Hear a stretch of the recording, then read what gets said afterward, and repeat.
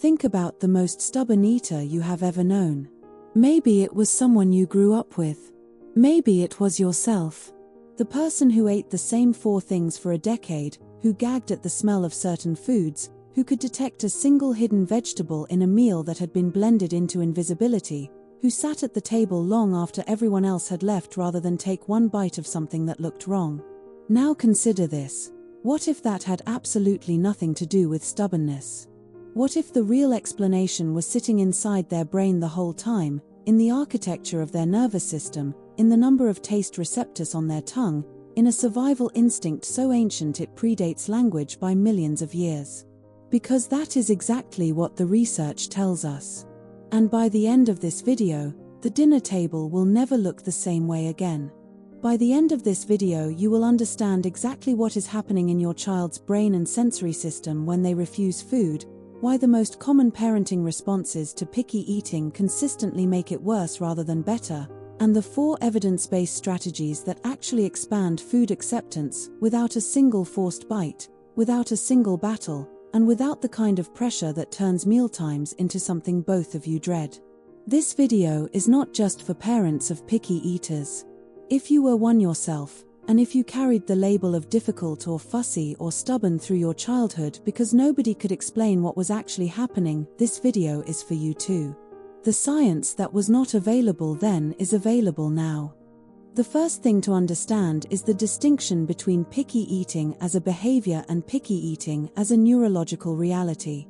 For a significant proportion of children, research suggests between 15 and 20%, what we call picky eating is not primarily a choice, a habit, or a response to permissive parenting. It is rooted in measurable differences in how their sensory system processes information about food, its taste, its texture, its smell, its temperature, its appearance. These children are not refusing food to exert power or test limits. Their nervous system is sending them a genuine signal that this input is overwhelming, aversive, or threatening. The refusal is the only appropriate response their body has to that signal.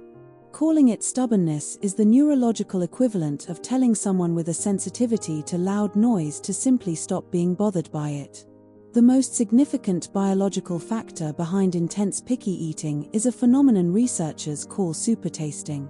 A supertaster is a person who was born with a significantly higher density of taste receptor cells on their tongue than the average person. The average adult has approximately 10,000 taste buds.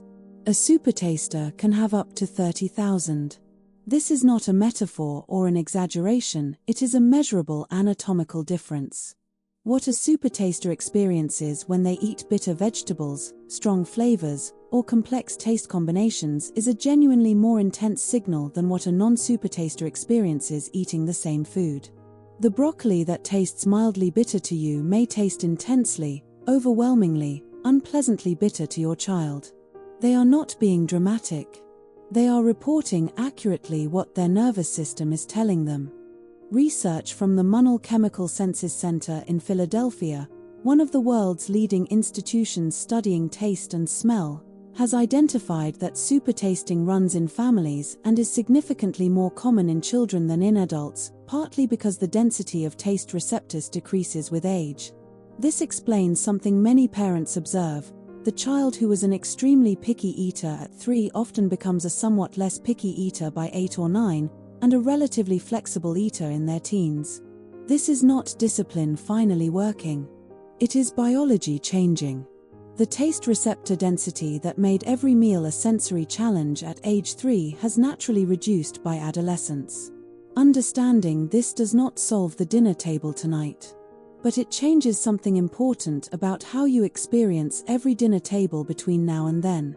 The second major neurological factor is sensory processing differences, specifically in how the brain processes tactile information from the mouth.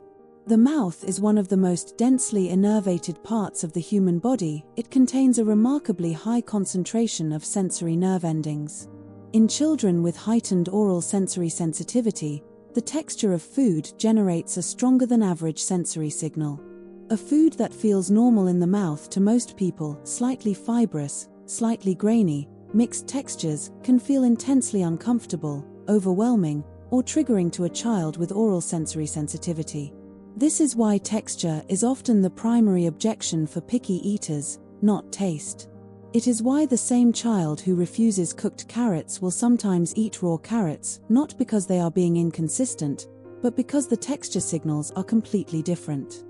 The third factor is food neophobia, the fear of new foods, and it has a direct evolutionary explanation. For most of human history, an unfamiliar food was a potential source of poison. Children who were cautious about new foods, who refused them until they had been observed being eaten safely by others, were children who survived. The neophobic response, the refusal to eat something new, the preference for the familiar, the suspicion of anything that looks, smells, or feels different, is not irrational. It is a survival program that is millions of years old. In a 3-year-old, it typically peaks.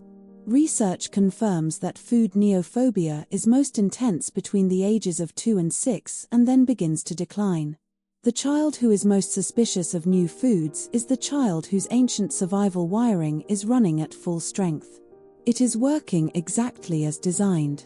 Put these 3 factors together and you have a picture of a child sitting at the dinner table who may be tasting food more intensely than anyone else at the table, processing the texture of that food through a more sensitive oral sensory system than anyone else at the table, and facing a threat detection response from a survival instinct that has flagged the unfamiliar food as a potential danger all simultaneously, every single meal.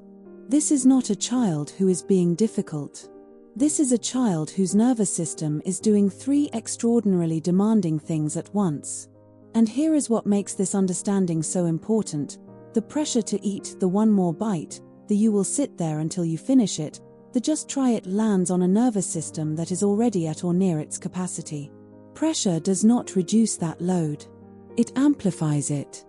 Here is what this means for you in the real world. It means that the mealtime battles you have been having were never about food. They were about a nervous system that was overwhelmed trying to communicate that in the only way available to it, through refusal. It means that every time your child pushed a plate away, gagged on a texture, or cried at the sight of something new, they were telling you the truth about their experience. And it means that every strategy built on pressure, however well-intentioned, was asking a nervous system that was already overloaded to carry more. None of that is your fault. Nobody handed you the neuroscience at the start. You worked with what you had. Today you have more. The first evidence-based strategy is called the division of responsibility, developed by registered dietitian Ellen Satter and supported by decades of feeding research. The model is simple and precise. The parent decides what food is offered, when it is offered, and where it is eaten. The child decides whether to eat it and how much. That is the complete division. The parent's role ends at what, when, and where. The child's authority begins at whether and how much. This model works because it removes the control battle entirely. The child is no longer refusing food as a power move because the power was never in question, they always had it over their own intake. What remains is food, on the table, offered without pressure, available without fanfare.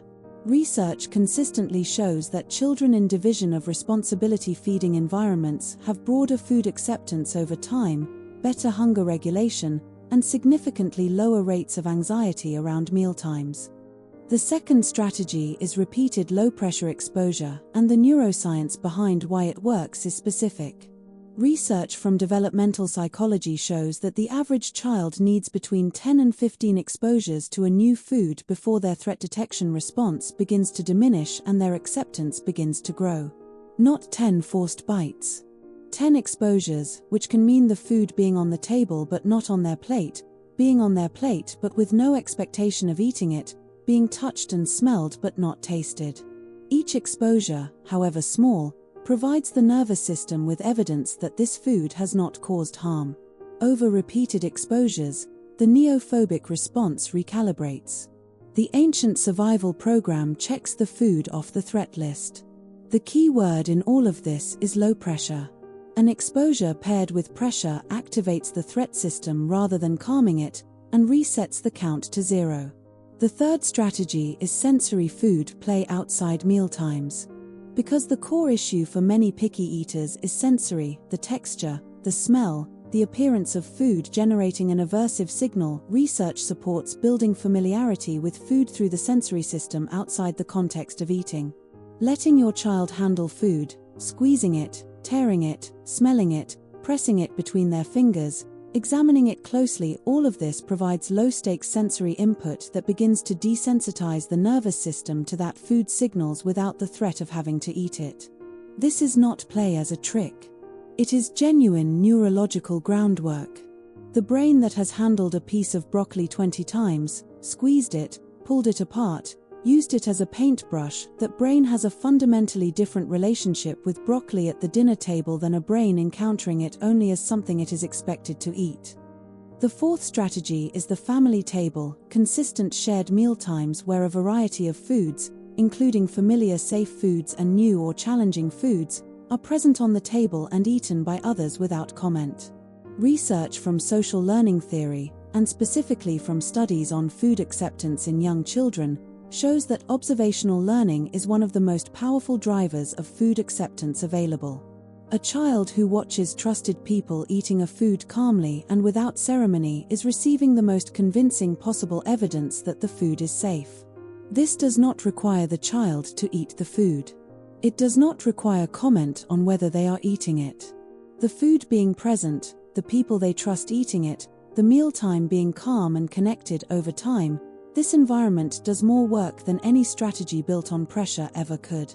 Before we close, 3 responses to picky eating that are understandable, common, and consistently supported by research to make the situation worse rather than better.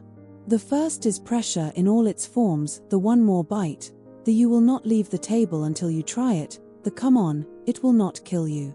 Research from the journal Appetite and from the work of Dr. Lucy Cook at University College London shows that food pressure is directly associated with higher rates of picky eating over time, not lower. Pressure activates the threat response. A child eating under threat is a child whose nervous system is in a state of elevated arousal around food. Elevated arousal does not build acceptance. It builds aversion. Every forced bite is not making the food more familiar. It is making the mealtime more threatening. The second response that consistently backfires is hiding vegetables. Beyond the practical problem that picky eaters with heightened sensory sensitivity will often detect them regardless, the research identifies a deeper issue. A child who discovers that food has been disguised or hidden learns that the mealtime table is a place where they cannot trust what they are being given. Trust is the foundation of every feeding strategy that works.